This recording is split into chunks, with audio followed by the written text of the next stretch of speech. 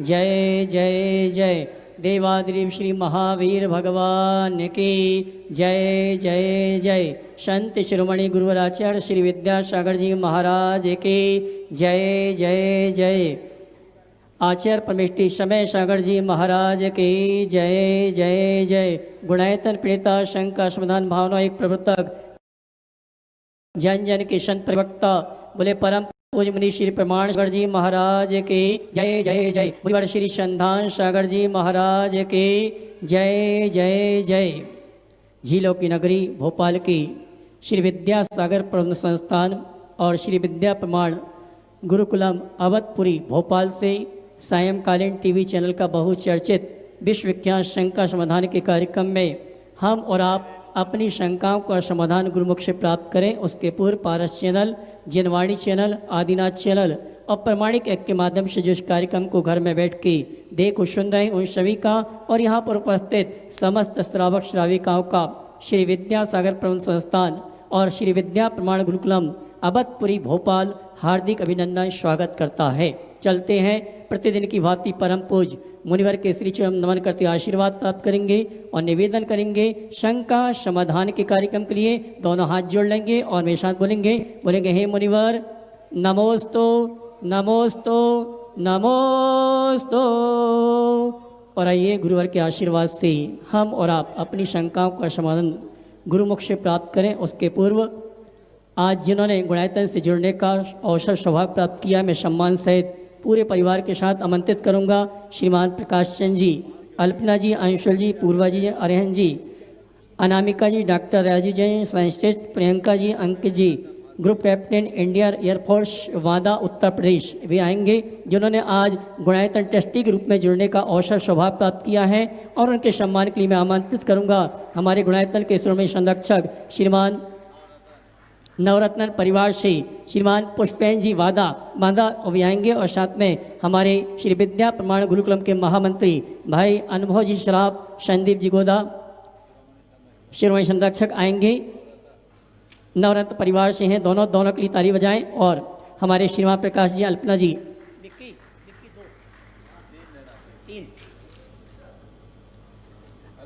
पुष्पेन भैया यहाँ ले आओ, पुष्पेन भैया यहाँ ले आओ। जोरदार ताली बजाकर इस परिवार का सम्मान करें जिन्होंने परम पूज मुनिवर से निवेदन किया, गुरुवर का आशीर्वाद इन्हें प्राप्त हुआ और आज गुणायतन ट्रस्टी के रूप में इन्होंने जुड़ने का अवसर प्राप्त किया है। बंधो 2 दिन शेष हैं और 8 दिन विशेष हैं। परम पूज मुनिवर के सानिध्य में आगामी 4 अक्टूबर से 12 अक्टूबर तक भोपाल नगर को एक बार पुनः सौभाग्य प्राप्त हो रहा है। जो सौभाग्य किसी नगर को प्राप्त मुनिवर के सानिध्य में प्राप्त नहीं हुआ वो सौभाग्य भोपाल नगर के श्रावकों को प्राप्त हो रहा है। लगातार दूसरी बार सिद्धों की आराधना सिद्ध चक्र महामंडल विधान में करने का सौभाग्य भोपाल दिगंबर जैन समाज को संपूर्ण भारतवर्ष की दिगंबर जैन समाज के साथ प्राप्त हो रहा है। वो सौभाग्यशाली परिवार हैं जिन्होंने मंडल पुण्याजक के रूप में अपने परिवार के साथ इष्ट मित्रों के साथ इस अनुष्ठान में सिद्धों की आराधना करने का सौभाग्य प्राप्त किया है। अगर आपके भाव बनते हैं तो आप सीधे संपर्क करके मंडल पुण्याजक के रूप में इस अनुष्ठान में जुड़ने का अवसर प्राप्त कर सकते हैं। 2,51,000 रुपये की राशि निश्चित है जिसमें परिवार के 10 सदस्यों को बैठने की पात्रता होगी। मंडल आपका होगा, भगवान आपके होंगे और गुरुवर का सानिध्य 10 दिन लगातार आपको प्राप्त होगा। ऐसे गुरुवर के आशीर्वाद से आप मंडल पुण्याजक रूप में इस अनुष्ठान में सम्मिलित होने का सौभाग्य प्राप्त कर सकते हैं। साथ ही जो मंडल पुण्याजक रूप में इस अनुष्ठान में सम्मिलित नहीं हो पा रहे हैं उनके लिए व्यवस्था कमेटी वालों ने दी है। सामान्य इंद्रदानी और एकल इंद्रदानी के रूप में सामान्य इंद्रदानी के लिए 11,000 रुपये की राशि बिना आवास व्यवस्था के हैं, आवास व्यवस्था सहित 21,000 रुपये की राशि है। एकल इंद्रदानी के लिए 5500 की राशि निश्चित की गई जिनके भाव बनते हैं कि आप अपनी ओर से अपने परिवार की ओर से इस अनुष्ठान में सम्मिलित होने का अवसर सौभाग्य प्राप्त करना चाहते हैं। आप सीधे चैनल में जो नंबर चल रहे हैं या कमेटी संपर्क करके इस अनुष्ठान से जुड़कर सिद्धों की आराधना गुरुवार के सानिध्य में करने का सौभाग्य प्राप्त कर सकते हैं। बंधु सभी के लिए सूचना है कि परम पूज्य मुनिवर के सानिध्य में जो आयोजन हो रहा है उसमें वस्त्रों के वितरण का कार्यक्रम प्रारंभ हो चुका है। और आइए चलते हैं हम और आप निवेदन करेंगे परम पूज्य मुनिवर संधान सागर जी महाराज से शंका समाधान के कार्यक्रम के लिए दोनों हाथ उठा के जयकारा लगाएंगे। बोले परम पूज्य मुनि श्री प्रमाण सागर जी महाराज की, बोले परम पूज्य मुनिवर संधान सागर जी महाराज की। नमोस्तु गुरुवर, नमोस्तु। चलते हैं श्री विद्या प्रमाण गुरुकुलम की इस पावन धरा पर आज का ये शंका समाधान का सत्र अपन प्रारंभ करते हैं। और प्रथम प्रश्न के लिए जिनका नाम कल भूल तो गया लेकिन आया नहीं और लास्ट में रह ही जाता है, ऐसे अनिमेश भाई गोंदिया से अपने बीच में जो है हरनिष्ठ गुरु सेवा में लगे हैं, माइक वहाँ तक पहुँचाएं। वे अपना प्रश्न गुरु चरणों में करें और उसके बाद में तैयार रहेंगे शुभ सचिन जैन इंदौर से अपने बीच में गुणायतन ट्रस्टी। देव के चरणों में मेरा त्रिबार नमोस्तु नमोस्तु नमोस्तु, छुल्लक जी के चरणों में मेरा इच्छामि इच्छामि इच्छामि। गुरुदेव, मेरा प्रश्न ये है कि हम तपस्या दो प्रकार से कर सकते हैं, एक निमित्तों में रह करके और एक निमित्तों से बच करके। तो किस तपस्या का ज़्यादा हमारे जीवन में भी असर पड़ेगा और किससे ज़्यादा हमें फल मिलेगा? कृपया शंका का समाधान करें। निमित्तों में रहो चाहे निमित्तों से बच के रहो, निमित्तों से अप्रभावित रहना ही सबसे बड़ी तपस्या है, समझिए। लेकिन तुम इसको पकड़ लोगे कि निमित्तों से अप्रभावित रहना है, तो हम तो निमित्तों से अप्रभावित रहेंगे तो बह जाओगे, समझिए। साधना की परिपक्व अवस्था में निमित्त भारी नहीं पड़ते, पर साधना की प्रारंभिक अवस्था में निमित्त मनुष्य को हिला डालते, समझिए। एक घटना सुनाता हूँ। दो साधु भिक्षाचर्या के लिए दूर गांव में गए। बारिश का समय था, अचानक हुई बारिश से नदी में पूर आ गया। एक जवान साधु था, दूसरा वृद्ध है। लौटते समय उनने देखा कि एक युवती नदी के बहाव में बहती जा रही। जवान साधु को तैरना आता था, उसने पानी में छलांग लगा दी और पानी में छलांग लगाई, उस युवती को लिया और बाहर निकाला। चूँकि वो पानी में काफ़ी देर से बह रही थी, उसकी छाती पर वजन रख करके उसके अंदर उसका पेट का पानी रख निकाला और उसे गर्मी देने के ख्याल से खुद लिपट गया, ताकि उसकी शरीर की ऊष्मा से उसमें कुछ जान आए। बूढ़ा साधु अंदर अंदर जल उठा, ये तो भ्रष्ट हो गया, ये तो भ्रष्ट हो गया। युवती को गले लगा लिया, युवती का आलिंगन कर लिया, युवती के ऊपर लेट गया। जवान साधु इन सब बातों से बेखबर होकर अपने कार्य में लगा रहा। काम पूरा होने के बाद जब उस युवती को चेतना आ गई, वो वहाँ से उठ के चल दिया। जवान साधु की शिकायत की, बूढ़े साधु ने गुरु से जाकर कहा, ये तो भ्रष्ट हो गया, इसने रास्ते में ऐसा ऐसा कर दिया। बूढ़ा साधु शिकायत करे उससे पहले ही जवान साधु ने गुरु से आके कह दिया था कि गुरुदेव, रास्ते में ऐसी घटना हुई थी, मैंने ऐसा कुछ किया है और अगर उसमें मुझसे किसी तरह का दोष लगा हो तो कृपया आप मुझे प्रायश्चित दें। बात हो गई। दूसरे दिन भिक्षा लेने के लिए कहा गया और गुरु ने जवान साधु से कहा कि उसी युवती के घर से जाके भिक्षा लाओ। बूढ़े साधु सब एकदम उठ के खड़े हो गए कि ये क्या, ये तो बड़ा गड़बड़ होगा, अनर्थ हो जाएगा, अगर ये जाएगा जवान साधु तो भ्रष्ट हो जाएगा। गुरु ने मुस्कुराते हुए कहा, ऐसा कुछ नहीं होगा, इसको जाने दो। वो भिक्षा लेकर आया। बाद में शिष्य ने कहा, गुरुदेव आपने इस जवान को क्यों भेजा? किसी वृद्ध को भेजना था। उन्हें एक नारियल मंगवाया, बोला इसको पटको। नारियल पटका, उसके 2 टुकड़े हो गए। उसके बाद दूसरा नारियल उठाया, बोले इसको पटको। पटका तो नारियल साबुत निकला, उसका गरी गोला साबुत निकला।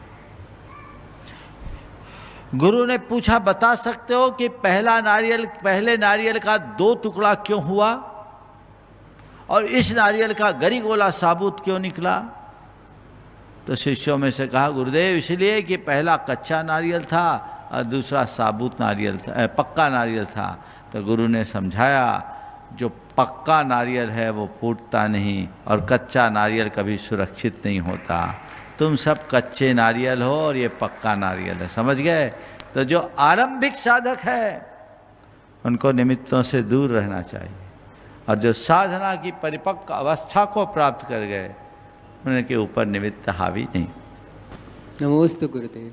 इंदौर से अपने बीच में शुभ सचिन जी जैन, वे अपना प्रश्न करें और तैयार रहेंगे प्रकाश जी अनामिका जी बांदा, जो आज गुणायतन से गुणायतन ट्रस्टी के रूप में जुड़े हैं पूरे परिवार के साथ। महाराष्ट्री के चरणों में नमोस्तु, छुल्लक जी के चरणों में इच्छामी।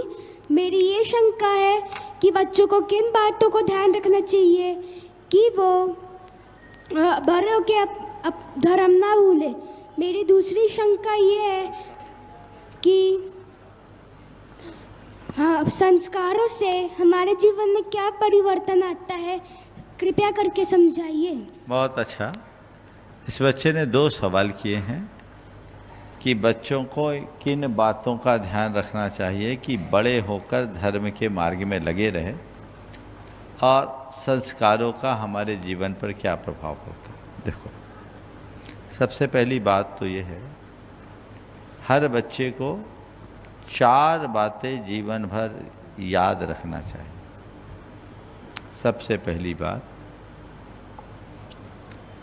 अपनी मर्यादा को सुरक्षित रखनी चाहिए। क्या? अपनी मर्यादा को सुरक्षित मर्यादा रखना। समझते हो? मर्यादा समझते हो? जी महाराज। क्या होता है? शराब नहीं पीना, नशा नहीं करना। हाँ, अपनी लिमिट्स समझ गए। कोई गंदा काम नहीं करो। मर्यादा अगर तुम्हारी सुरक्षित है, जीवन सुरक्षित है। ठीक है जी। दूसरी बात, अपने संस्कारों को कभी नष्ट नहीं होने देना। जो संस्कार हमें जन्म से मिले हैं, माँ बाप से मिले, उसे किसी भी हालत में खंडित नहीं करना। ठीक है, तो संस्कार हमारे सुरक्षित हो, ये हमें ध्यान रखना है। तीसरी बात, अच्छी संगति रखना। क्या रखना है? अच्छी संगति रखना, संगति खराब मत रखना। और चौथी बात, ऊंचा लक्ष्य बनाकर चलना। क्या करना? ऊंचा लक्ष्य बनाना। अगर आप अपने मर्यादाओं को सुरक्षित रखते हो, अपने संस्कारों को अखंडित रखते हो, अच्छी संगति में रहते हो और ऊंचा लक्ष्य बनाकर चलते हो, तो जीवन ऊंचा ही उठेगा। समझ गए? हाँ, और संस्कारों का क्या प्रभाव पड़ता है? संस्कारों से हमारा जीवन निखरता है। समझ गए? कैसे? पत्थर होता है ना, पत्थर जी, पत्थर से मूर्ति कैसे बनती है? उसको तराशते हैं। तराशना क्या कहलाता है? मतलब उसके अंदर के जो बिना काम की चीज़, उसको निकालते जाना। जी। तो संस्कार क्या है? जीवन को निखारने का माध्यम है। समझ गए? अच्छे संस्कार से हमारा जीवन निखरता है। अगर अपने जीवन को तराशना चाहते हो तो संस्कारों से भरे रहो, अपने संस्कारों को खो मत। समझ गए? और एक बात सदैव ध्यान रखना, कितने भी अच्छे संस्कार हो, यदि अच्छी संगति न हो तो हमारे संस्कार खराब हो सकते हैं। संस्कारों पर संगति हावी हो जाती है। इसलिए हमेशा अपने संस्कारों और संगति दोनों का ख्याल रखें। जी, मोस्ट मराठी। आज जो गुणायतन से गुणायतन ट्रस्टी के रूप में जुड़े प्रकाश जी अनामिका जी जैन बांदा, अपने पूरे परिवार के साथ में एक बार जोरदार तालियों से उनका स्वागत कर दें। और उसके बाद में तैयार रहेंगे उस पावन धरा हजारीबाग से आज यहाँ पर सुमंडला ग्रुप उपस्थित है। अनिमेश जी, रश्मि जी बोहरा और अन्य एक आध प्रश्न और करेंगे। वे सभी एक साथ तैयार रहेंगे। सुमंडला ग्रुप हजारीबाग। परिवार की ओर से नमोस्तु नमोस्तु नमोस्तु। सभी क्षुल्लक महाराज जी को इच्छामि इच्छामि इच्छामि। महाराज जी, जैसे सामायिक में मैंने पढ़ा हुआ है कि माता पक्ष की 84 लाख योनियाँ होती हैं, उनकी जानकारियाँ तो जानकारी है, लेकिन पिता पक्ष 199 लाख कुल कोड़ी पर्याप्त निवृत्त पर्याप्त लब्ध पर्याप्त में जो कोई जीव की विराधना करी हो तस्मिच्छामि तुक्कड़म बोलते हैं। इसका थोड़ा व्याख्या कर दीजिए। कुल और जाति शब्द की व्याख्या में थोड़ा भ्रम हो गया। लोक में कुल कहते हैं पिता के पक्ष को और जाति कहते हैं माता के पक्ष को, लेकिन वहाँ 84 लाख योनि और 199 लाख कुल कोटि है। कुल नहीं, अच्छा, क्या है? कुल कोटि। कुल उसका संबंध इस कुल और जाति से नहीं है। योनि यानी उत्पत्ति का स्थान। यह जीव 84 लाख योनियों में उत्पन्न होता है तो माता पक्ष नहीं है, वो उत्पत्ति का स्थान है जी। और कुल कोटि अर्थात हमारे शरीर में जिन पुद्गल, जिस प्रकार के पुद्गल परमाणुओं से हमारे शरीर की संरचना होती वो जी, उनकी जाति जी, समझ गए। तो जिससे हमारा ये शरीर निर्मित होता है उनकी जाति की बात है, इसलिए इनका माता पक्ष और पिता पक्ष से संबंध नहीं। नमोस्तु महाराज जी। एक और है। हाँ, नमोस्तु महाराज जी। मैं आपके माध्यम से मैं एक शंका जो थी मेरे कि मेरी बच्ची को जो ऑटिज़म है तो उस पर हम लोग 3 महीने से मतलब लगातार उसको सुनवा रहे हैं, क्योंकि वो उतना ध्यान से नहीं सुनती है, लेकिन फिर भी हम लोग जब खाना खा रही है कुछ भी मतलब विराम अवस्था में तो हम लोग लगातार उसको 3 महीने से भावना योग सुनवा रहे हैं, तो उसमें काफ़ी सुधार दिख रहा है। तो मैं आपके मंच के माध्यम से उन विशेष बच्चों के माता पिता से आग्रह करना चाहूँगी कि वह भी भावना योग को अपनी दिनचर्या में शामिल करें और इसका लाभ उठाएं। महाराज जी, ऐसे सारे बच्चों को आपकी तरफ से आशीर्वाद चाहूँगी महाराज जी। बहुत बहुत आशीर्वाद है। आपने एक बहुत अच्छा प्रयोग किया है। मेरे मन में ये विश्वास तो था कि भावना योग से ऑटिज्म पर नियंत्रण होना चाहिए।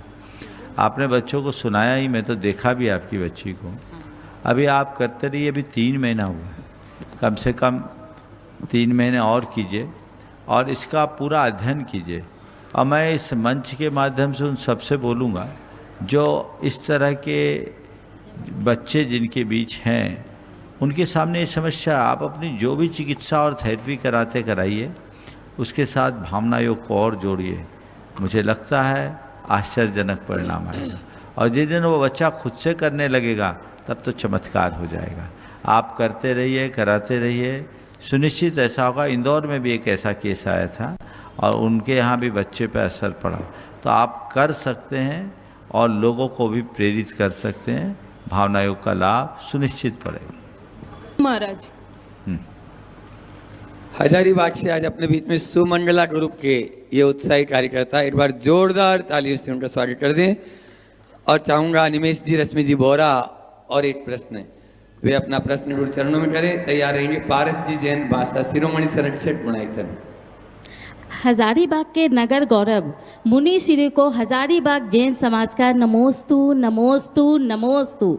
समस्त मुनि संघ की जय। मुनिवर, कहा जाता है दान छपा कर नहीं छिपा कर करना चाहिए, पर आज सोशल मीडिया में देखकर या लोगों को देखकर हमारे भाव जागते हैं कि यहाँ दान किया जाए।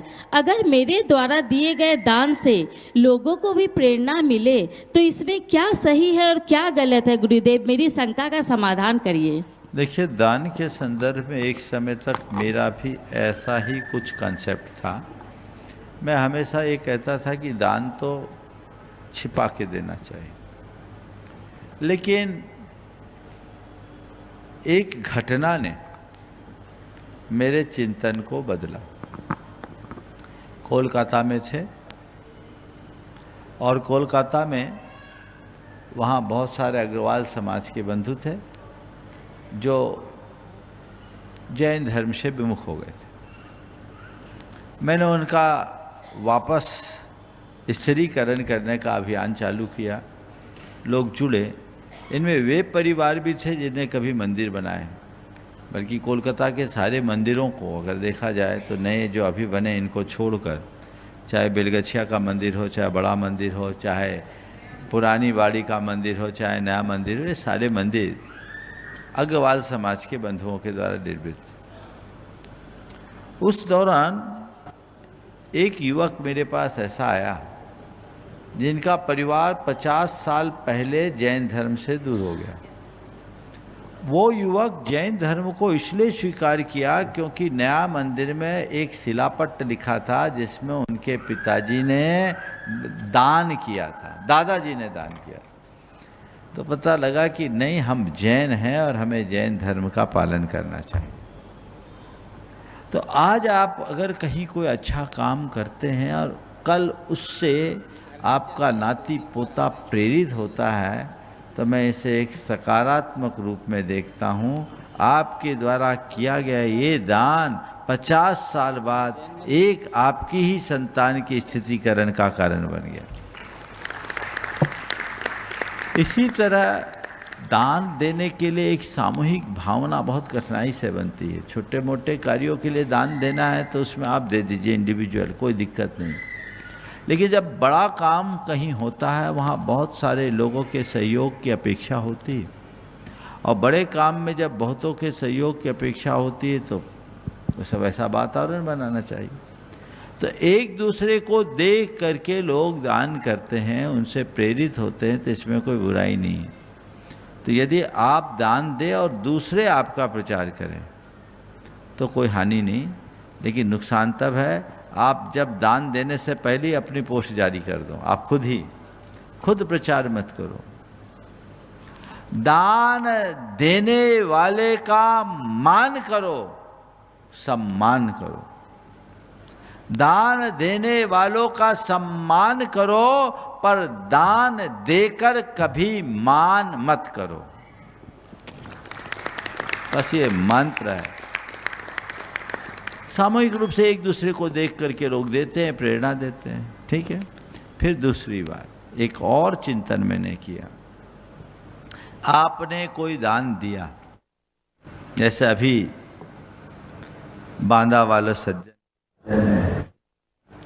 प्रकाश चंद जी बांदा वाले आज दान किए, ठीक है।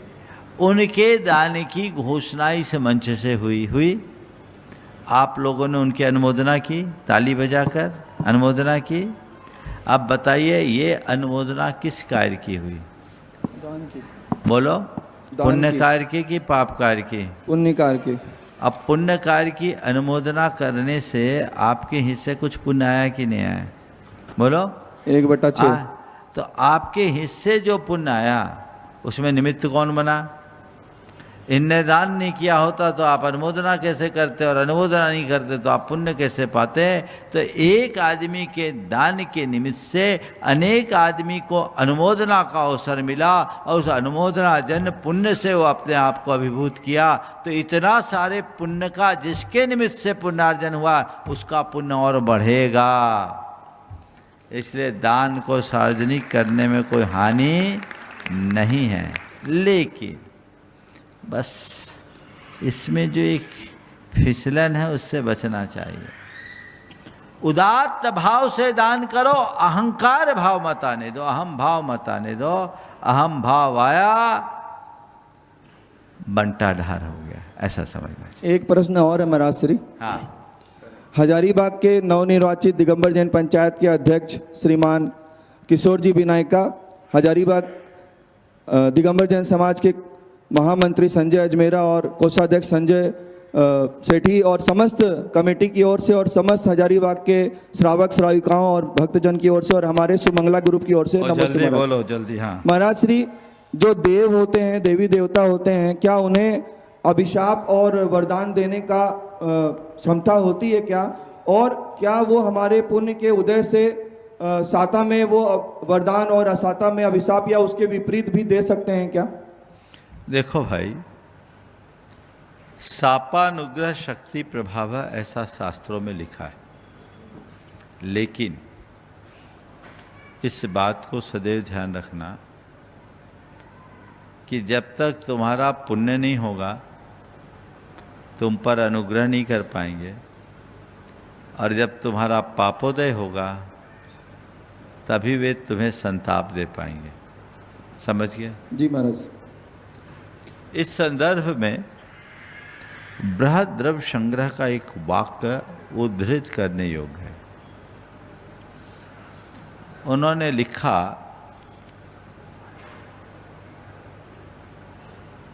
कि रावण ने बहुरूपिणी विद्या सिद्ध की, कंस ने कात्यायनी विद्या सिद्ध की, रामचंद्र जी ने कोई विद्या सिद्ध नहीं की। रामचंद्र जी ने कोई विद्या सिद्ध नहीं की, श्री कृष्ण ने कोई विद्या सिद्ध नहीं की। अब बताओ, रावण की बहुरूपणी विद्या उसके काम कहाँ आई, और कंस की कात्यायनी विद्या ने क्या किया? उसमें लिखा नच देवाहा किमपि प्रियच्छन्ति, देवता कुछ नहीं करते। इन सब बातों को उन्होंने मूढ़ता की श्रेणी में लिया। देवी देवताओं के सामने किंकर बनकर हाथ फैलाना और याचना करने से अच्छा तत्व ज्ञान का आश्रय लेकर कर्म सिद्धांत पर विश्वास करते हुए दृढ़ता के साथ जीवन जीने का अभ्यासी बनो, तभी सफलता मिलेगी। नमोस्तु महाराज, नमोस्तु, नमोस्तु। एक बार फिर से जोरदार ताली से स्वागत जयकारा करते हैं। गुरुदेव का, जयकारा गुरुदेव का, जयकारा गुरुदेव का। ओम। और अब मैं बुला रहा हूं पारस भाई बांसा से, जो शिरोमणि संरक्षक, और साथ में जो अभी सम्मेद शिखरजी में 57 पीछी का चातुर्मास चल रहा है, बहुत ही अच्छे से वही आवर्ती करके आज सुनीता दीदी अपने पास में अपने बीच में आई है बांसा से ही। तो सुनीता दीदी के लिए जोरदार ताली बजा दीजिए, पूरे परिवार के लिए। वे दोनों अलग अलग प्रश्न गुरु चरणों में कर रहे हैं। गुरुवर के चरणों में नमोस्तु, मेरी तरफ से और मेरे पूरे परिवार की तरफ से। महाराज जी, जैसे शांति धारा में सूतक पातक लग जाता है और नाम चल रहा है, तो वो चलना देना चाहिए कि नहीं, बंद कर देना चाहिए? देखो, सूतक पातक के टाइम में कोई दान तो होता नहीं, तो उन दिनों शांति धारा में उल्लेख नहीं। हाँ, किसी के स्वास्थ्य आदि के लाभ के लिए शांति धारा में उल्लेख करने से कोई बुराई नहीं। सूतक पातक में दान नहीं दिया जाता, लेकिन पहले किसी ने दान दिया और उसके भाव से अगर किसी की शांति की कामना की जाती तो कोई बुराई नहीं कर सकता। देखो, मैं आपसे पूछता हूँ, किसी के यहाँ कोई दुर्घटना हुई, उस दुर्घटना में किसी का प्राणांत हो गया, घर में सूतक लगा, लेकिन अन्य लोग घायल हैं, तो उन घायलों के लिए शांति की कामना, स्वास्थ्य लाभ की कामना करोगे कि कहोगे कि सूतक लगा भी कामना मत करो, मर जान दो? वो दान नहीं दे सकता, लेकिन हम उसकी शांति की भावना तो भा सकते हैं। तुम सूतक में अपने हाथ से गंधोदक नहीं ले सकते, पर दूसरा तो तुम्हें गंधोदक दे सकता है। तुम अपने हाथ से दान नहीं कर सकते, तुम अपने हाथ से अभिषेक नहीं कर सकते, लेकिन कोई दूसरा तुम्हारे लिए शांति की कामना करता है, तो मेरे विचार से उसमें कोई हर्ज नहीं होना चाहिए। गुरुवर के चरणों में नमस्तु, सभी छुल्लक जी के चरणों में इच्छा में सम्मेद शिखर से पूरी 50 आरिकाओं की तरफ से महाराज जी आपको बारंबार कोटि सहा नमोस्तु बोला माता जियों ने। महाराज जी, हम जो आहार देते हैं अपने यहाँ पर जैन धर्म में, प्रसादी का कोई महत्व है? या जो हम लोग भोजनशाला आदि चलाते हैं, तो उसमें उनको अगर हम बोलते हैं कि भोजन को प्रसादी मान के करो, स्वाद नहीं लो, तो इसमें कोई पाप बंध का कारण होता है? या उसमें जो लोग मतलब स्वाद लेने वाले कुछ बोलने लगते हैं, तो उसमें क्या प्रभाव पड़ता है? देखो, सबसे पहली बात, प्रसाद की अवधारणा को समझो। प्रसाद किसको बोलते हैं?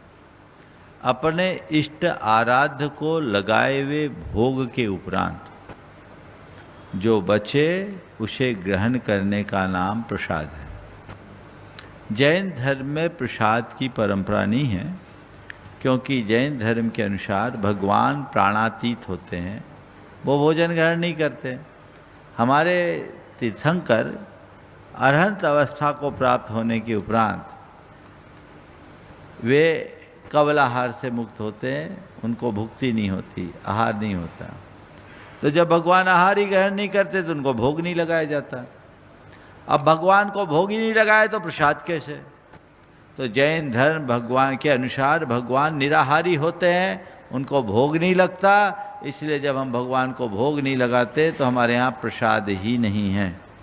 इसलिए प्रसाद शब्द की अवधारणा जैन धर्म के अनुकूल नहीं है।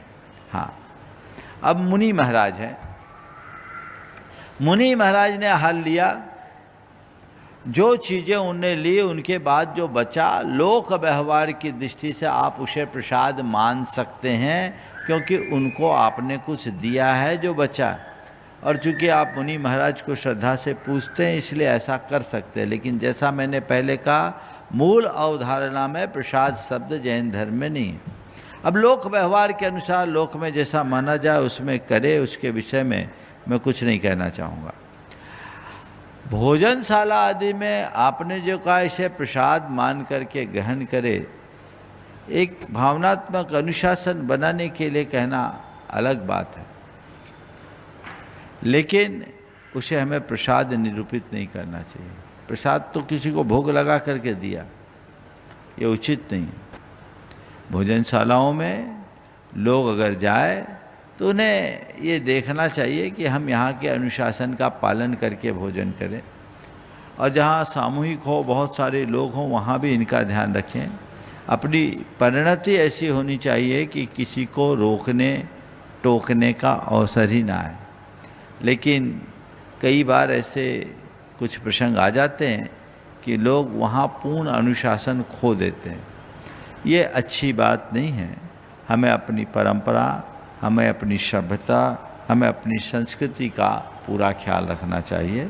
इसलिए उसे प्रसाद न कहकर आप ये कह सकते हैं, ये व्यवस्था आपकी ही व्यवस्था है, अपनी ही व्यवस्था है, आप अच्छे से भोजन करें, भोजन का स्वाद ले,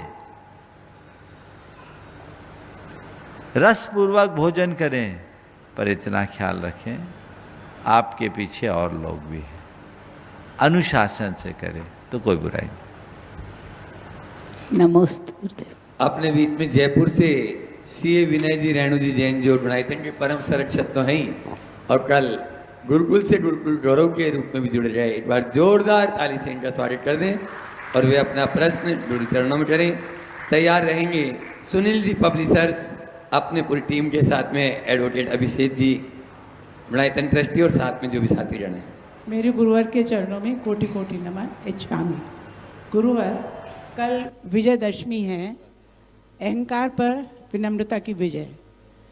परंतु आज अहंकार संसार में इतना अधिक भरा हुआ है, हम देख रहे हैं कि इतनी बड़ी बड़ी लड़ाइयाँ चल रही है वो सिर्फ अहंकार के कारण, अहंकार के कारण। और लेकिन एक और नई लीला, जैसे कि रावण की जब अगला मतलब वो अरहंत बनेंगे रावण, तो सीता उनकी गंधर बनेंगी। ऐसे लक्ष्मण ने जो है वध किया रावण का, वो उनके पुत्र बनेंगे। तो भगवान महाराज जी ये कैसी लीला है?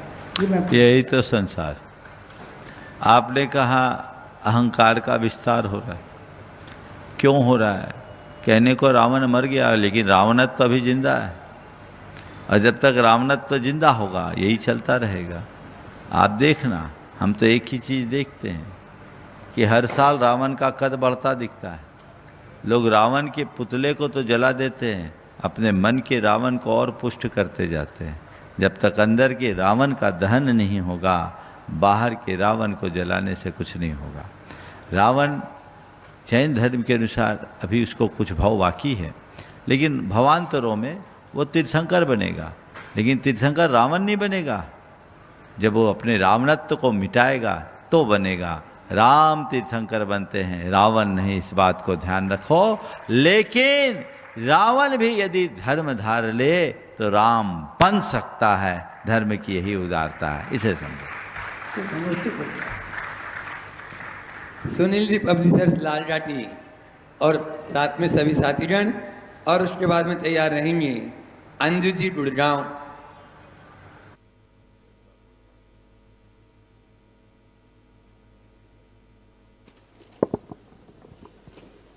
महाराज जी के चरणों में त्रिबार नमोस्तु। संधान सागर महाराज जी के चरणों में त्रिबार नमोस्तु।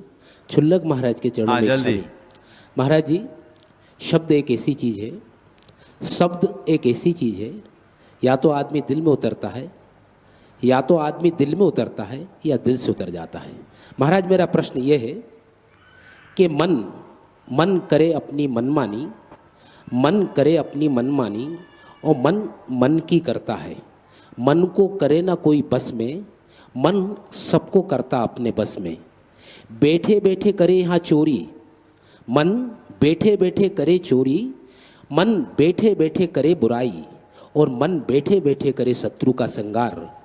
महाराज, फिर भी चेतन को दोष हजार। क्या कारण है महाराज? मन यहीं बैठा है, वो सारी क्रिया करके आ गया, फिर भी उसको महाराज दोष कितना लग रहा? देखो, मन को दोष तभी तक है जब तक चेतन सोया है। जिसका चेतन जाग गया उसका मन रोया है। समझे? चेतना को जगाओ, मन अपने आप सरेंडर होगा। मैंने 2 दिन पहले कहा था, मन की मानोगे फंसोगे, और मन को मनाने में समर्थ होगे तरोगे।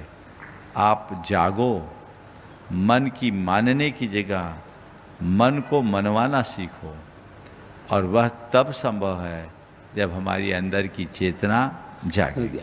नमोस्तु महाराज। गुड़गांव से अपने बीच में अंजू दीदी, जय मणि राजू के चरणों वे में अपना नमस्ते। प्रश्न गुरु चरणों में करें, और उसके बाद में असित जी, अर्चना जी बैनाड़ा कोषाध्यक्ष गुणायतन तैयार रहेंगे। छुल्लक महाराज जी के चरणों में इच्छामि। नमोस्तु गुरुदेव। गुरुदेव, जब भी कोई युवा अपने कॉलेज में या अपनी जॉब में एंटर करता है तो शुरू के 6 महीने बहुत क्रिटिकल होते हैं किसी भी संस्कारी युवा के लिए, क्योंकि उस समय ये देखा जाता है कि जिस दुनिया में प्रवेश कर रहा है वो बहुत आधुनिकता की दुनिया होती है, वहाँ पर नशा वगैरह को बहुत अच्छा माना जाता है। तो गुरुदेव, वो 6 महीने वो किस तरह से अपने आप में निकाले, क्योंकि यदि वो जीत जाता है तो सबके लिए मिसाल बन जाता है, और यदि हार जाता है तो अपने जीवन को बर्बाद कर देता है। बहुत अच्छी बात की। ये 6 महीने का टाइम बहुत ही गंभीर होता है, चुनौती भरा होता है, और इसी समय उसे अपने धैर्य, संयम, समझ, विवेक और मर्यादा का परिचय देना चाहिए। ऐसे समय में उनको अपने अभिभावकों से निरंतर संपर्क रखना चाहिए, उनसे अपना संबंध जोड़कर रखना चाहिए, और अभिभावकों से संपर्क और संबंध बनाने के बाद अपनी जो भी प्रॉब्लम्स है उसे शेयर करना चाहिए। अभिभावकों को भी चाहिए कि उन बच्चों की बातों को समझे और हिदायतें देने की जगह सॉल्यूशन देने की कोशिश करें, और उसे अंदर से स्ट्रॉन्ग बनाए। उसे इस तरीके से मोटिवेट करे कि वे समझे कि जीवन में ये सब चीज़ें आती हैं, यही मेरे जीवन की सबसे बड़ी चुनौती है। आज मैं संभल गया तो बस मिसाल बनूंगा, और फिसल गया तो बर्बाद होऊंगा। मुझे संभलना है, फिसलना नहीं। उनको नियमित ऐसा मोटिवेशन होना चाहिए, और इसके लिए भी अगर पहले से गुरुओं से वो प्रतिज्ञाबद्ध होकर के जाए, संकल्पों में बंद होकर के जाए, तो चीज़ें ठीक हो जाए। नमस्ते गुरुदेव। असित अर्चना जी बैनाड़ा कोलकाता कोषाध्यक्ष गुणायतन, और उसके बाद में तैयार रहेंगी प्रतिभा जी गोदा जयपुर। और माइक तब तक छुल्लक स्वरूप सागर जी महाराज तक लगाएंगे। महाराज जी, देखा जाता है आज के जीवन में दिल की बात दिल में रखने से, दिल की बात दिल में रखने से फासले हो जाते हैं, और दिल की बात कह देने से फैसले हो जाते हैं। हाँ, तो क्या करें महाराज जी? देखो, जहाँ फासले की ज़रूरत है वहाँ दिल की बात दिल में रखो, और जहाँ फैसले की ज़रूरत है वहाँ कह दो। हमारे जीवन में दोनों चीज़ों की ज़रूरत है, कुछ जगह फासला भी रखना होता है और कुछ जगह फैसला भी करना होता है। इसलिए जहाँ जो ज़रूरत है विवेक से करो। हर बातें दिल की प्रकट कर देना भी खतरा है, और हर बातों को दिल में बिठा लेना भी अच्छी बात नहीं है। हमें दोनों बातों में अपनी ऐसी समझ रखनी चाहिए कि कौन सी बात दिल में रखने की है और कौन सी बात दिल से निकालने की है, कहाँ फासला करना है और कहाँ फैसला करना है, निर्णायक रूप में बात करें। नमोस्तु महाराज जी। प्रतिभा जी गोदा जयपुर, साथ में है पुष्पा जी सोगानी, गुरु सेवा में अहर्निश लगे रहते हैं। वे अपना प्रश्न करें और उसके बाद में चुल्लक स्वरूप सागर जी महाराज अपने प्रश्न द्वारा आप सबको लाभान्वित करें। नमोस्तु गुरुवर, नमोस्तु गुरुवर, नमोस्तु गुरुवर। इच्छामि महाराज जी, इच्छामि महाराज जी, इच्छामि महाराज जी। गुरुदेव, मिथ्यात्व के अलावा स्त्री वेद को नष्ट करने के लिए मिथ्यात्व के अलावा और कोई कारण क्या है? मैं आप लोगों से एक सवाल करता हूँ, आप लोग स्त्री वेद को लेकर इतने परेशान क्यों? स्त्री वेद को नष्ट करना क्यों चाहती हो? संसार को छेदने की कोशिश करो ना। ये क्या सोच रही हैं? आज जो स्त्रियां वो अनादि से स्त्री है, और जो पुरुष है वो अनादि से पुरुष है। आज जो स्त्री वो अनंत काल तक स्त्री बनी रहेगी, और जो पुरुष है वो क्या अनंत काल तक पुरुष ही बने रहेंगे? ऐसा कभी नहीं होगा। आज जितने हम पुरुष हैं ना, अनंतों बार स्त्री और नपुंसक बन चुके हैं, और आज जो आप स्त्रियां हैं अनंतों बार पुरुष और नपुंसक भी बन चुकी है। ये तो संसार की पर्याय है, ऊपर का चोला है। स्त्रीलिंग छेदने की बात मत सोचो, संसार को छेदने की बात सोचो। मैं स्त्री पर्याय क्या छेदूं? मैं संसार को नष्ट करूं, और संसार को नष्ट करने के लिए संसार के मूल को नष्ट करना होगा। संसार मूल मिच्छत्तम, संसार का मूल मिथ्यात है।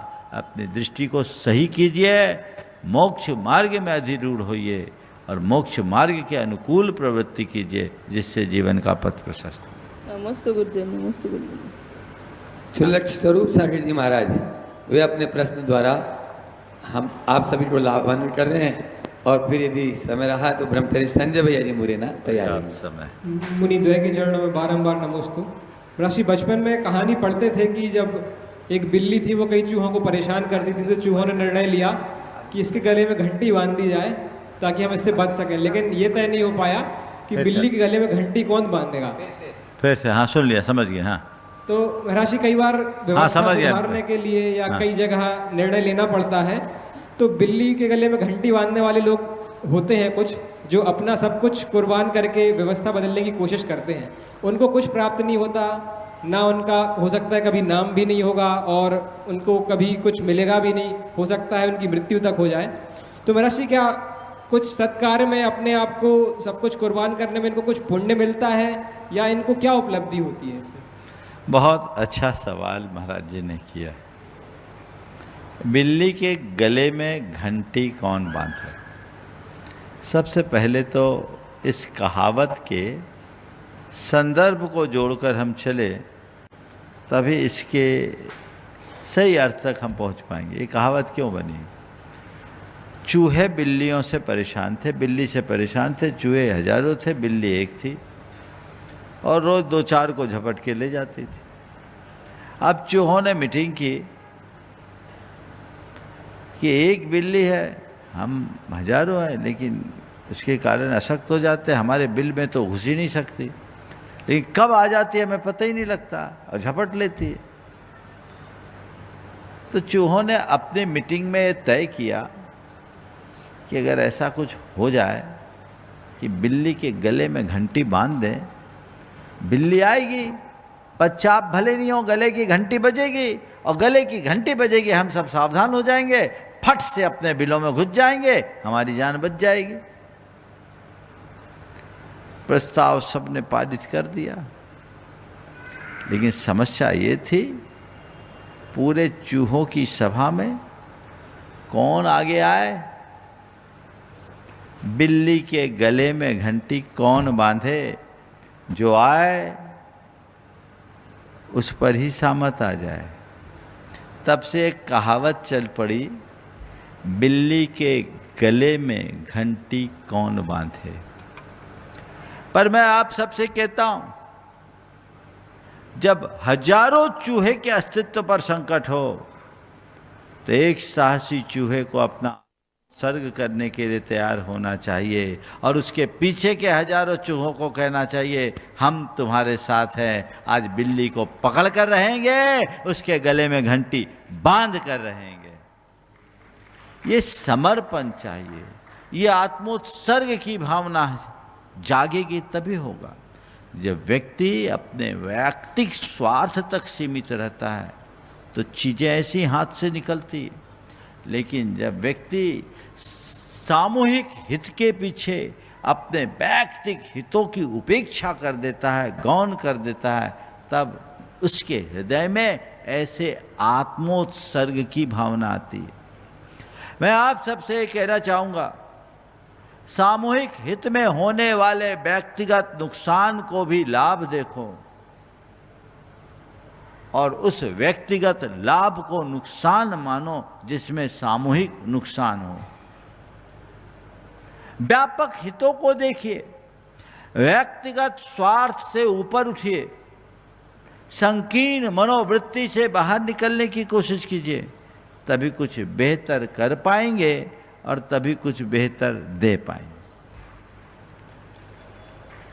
मुरैना से अपने बीच में बाल ब्रह्मचारी संजय भैया जी, वे अपना प्रश्न गुरुचरणों में कर रहे हैं और वे अपना प्रश्न करें उससे पूर्व बंधुओं, कल 2 तारीख जैसा कि पहले भी हमने बताया कि पूज्य गुरुवर के द्वारा आचार्य समंत भद्र द्वारा रचित वृहत स्वयंभू स्त्रोत टीका सहित बहुत ही सटीक व्याख्या पूज्य श्री के मुखारविंद से प्रातःकाल की बेला में हो रही है और कल से दिन में 2 बजे से आपके मोबाइल पर वह क्लास प्रतिदिन आपको प्राप्त होगी। एक भी दिन आप बिना मिस किए हुए उसको सुने, खुद सुने, औरों को भी सुनाएं और अपने जीवन को सफल बनाएं।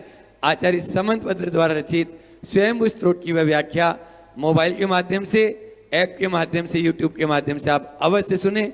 ब्रह्मचारी संजय भैया जी अपना प्रश्न गुरुचरणों कर रहे हैं और उसके बाद में इंजीनियर महावीर जी सिंगई अहरनिश जो सेवा में लगे रहते हैं वे भी तैयार हैं। नमोस्तु महर्षि इच्छाई महाराज जी। महाराज जी, आज देखते हैं गांव के लोग नगरों की ओर भाग रहे हैं, नगरों के महानगरों में, महानगर से फिर विदेशों में। अपनी जगह कोई संतुष्ट नहीं है। संतुष्टि कैसे आए ताकि सुखी भी रहें और संतुष्ट रहें?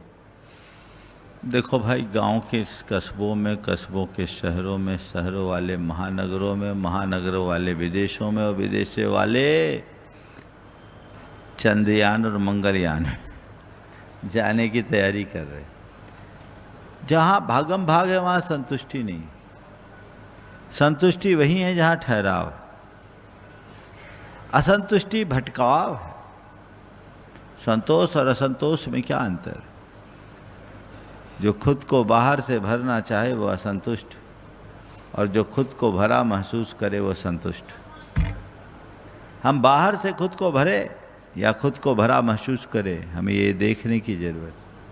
अंतरंग में जब तक हम संतुष्टि का भाव जागृत नहीं करते तब तक जीवन में कुछ बेहतर घटित नहीं हो सकता। इसलिए हमें उन बातों को ध्यान में रख करके चलना चाहिए। बंधुओं, बहुत अच्छा सुयोग आप सबके मध्य आने वाला है। बस आज 1 तारीख हो गई, 2 और 3 तारीख का अंतराल है। 4 तारीख से यहाँ सिद्ध चक्र महामंडल विधान की भव्य आराधना संपन्न होने जा रही है। जो लोग उसमें अपनी सहभागिता दे रहे हैं, वे निश्चित महान पुण्य के अधिकारी हैं। जिनको ये मौका मिला, पुण्य से ही मिलता है। कई तो ऐसे लोग हुए जिनकी इच्छा बहुत थी, सबसे पहले नाम लिखाया, लेकिन बेचारों का ऐसा अंतराय आया कि चाह करके भी विधान नहीं कर पा रहे। संदेश कैसा दुर्भाग्य, बड़ी उमंग थी, इच्छा थी, लेकिन व्यवधान है। वे लोग बहुत भाग्यशाली हैं जिनको ये सुअवसर मिल रहा है। इसलिए जिनको भी लाभ उठाना है अब संकोच न करें और इस अवसर का पूर्ण लाभ लेने का प्रयत्न करें। इस सिद्ध चक्र की आराधना को अपने जीवन की श्रेष्ठ आराधना में परिवर्तित करें। बोलिए। महावीर जी सिंगई और साथ में गुरुकुल की अन्य सब जो अहरनी सेवा में लगे रहते हैं, डी के जैन साहब, राकेश जी लुवाड़ी आ जाए, राजेश जी मड़वैया और अरविंद जी सुपारी भी अपने बीच में आज यहाँ पर उपस्थित हैं, वे भी आ जाएं पंचायत सभा से। हाँ, प्रश्न करें अपना। अजय जी जैन को भी माइक। ओम बोलो बाबा। हेलो। परम उपकारी परम पूज्य मुनि श्री प्रमाण सागर जी महाराज, शंदान सागर जी महाराज के पावन चरणों में सादर नमोस्तु नमोस्तु नमोस्तु। छुल्लक महाराज जी के चरणों में इच्छामी इच्छामी इच्छामी। महाराज जी, प्रश्न है, वर्तमान समय के 24 तीर्थंकर चतुर्थ काल में पैदा हुए, लेकिन प्रथम द्वितीय और तृतीय काल में किसकी पूजा होती थी? शंकर समान। देखिए, प्रथम द्वितीय और तृतीय काल में भोग भूमि थी। भोग भूमि में अनेक प्रकार के कल्प वृक्ष होते हैं। भोग भूमि में भोग भूमि जैसी व्यवस्था होती। कहीं कहीं चैत्र वृक्षों का विधान आता है और भोग भूमिया जी चैत्र वृक्षों के माध्यम से अपनी पूजा आराधना कर ले, समझिए। लेकिन बाकी जो कथन है, उस कथन के अनुसार उस समय उस तरह का धर्म नहीं होता जैसा वर्तमान में। मुनियों के उपदेश आदि के निमित्त से धर्म श्रवण कर या जाति स्मरण के बल पर उन्हें सम्यक दर्शन की प्राप्ति हो जाती, लेकिन आज जैसी व्यवस्था नहीं होती। यथार्थ धर्म की प्रवृत्ति तीर्थंकरों के आविर्भाव के बाद ही होती है। जब तीर्थंकर परमात्मा जन्म लेते हैं और वे धर्म का प्रवर्तन करते हैं, तब धर्म का मार्ग चालू होता है। हाँ, जब अयोध्या नगरी की रचना होती, नगरी सभ्यता का विकास होता है, तो भगवान के जन्म के पहले ही इंद्र के द्वारा वहाँ पर एक चैत्रालय की स्थापना होती है, जिसमें कुल परंपरा से पूजा अर्चा संपन्न होती है। और ये पूजा अर्चा वैधानिक स्वरूप में तीर्थंकर परमात्मा के केवल ज्ञान के उपरांत ही फलती फूलती है। समय गया से अपने बीच में विमल जी सेठी, वे अपना प्रश्न गुरु चरणों में कर रहे हैं, जो अभी इंदौर आश्रम में साधना रहते हैं। गुरु चरणों में अपना प्रश्न करें। पूज्य गुरुदेव, गुरुद्वार के चरण कमलों में सविनय नमोस्तु नमोस्तु नमोस्तु और समर्थ छुल्लक जी महाराज के चरण कमलों में इच्छामी इच्छामी। पूज्य गुरुदेव, मेरी जिज्ञासा यह है कि जब हम लोग किसी ग्राम में, किसी नगर में, किसी महानगर में जाते हैं, तो वह ग्राम, नगर, महानगर संपन्न है कि उजाड़ है कि आबाद है, इसका मापदंड क्या है? हम कैसे उस पहचान सकते हैं? ग्राम नगर संपन्न, उजाड़, आबाद है, इसका अंदाज कैसे लगाए? देखो, आंतरिक संपन्नता का अंदाज उनके उमंग और उल्लास से लगाया जा सकता है, और बाहरी संपन्नता का अंदाज उनके परिवेश से लगाया जा सकता है। उनके रहन सहन को देखकर, उनके परिवेश को देखकर हम ये सोच सकते हैं कि अंदर से कैसे हैं, और उनके विचारों को देखकर, उनके भक्ति भाव को देखकर, उनके उमंग उल्लास को देखकर हम ये पहचान सकते हैं कि अंदर से संपन्न है। मेरे विचार से जिनका मन उदार है वो संपन्न है, जिसके हृदय में श्रद्धा और भक्ति है वो अंदर से संपन्न है, और बाहर वही उनका उल्लास दिखता है, वैसा ही उनका अंतरंग दिखता है, जो हमें बता देता है कि ये लोग कैसे हैं। इस प्रकार समय आप सबका हो गया। यहीं पर विराम। बोलिए परम पूज्य आचार्य गुरुवा श्री विद्यासागर महाराज की। परम पूज्य मुनि श्री प्रमाण सागर जी महाराज की आरती के लिए तैयार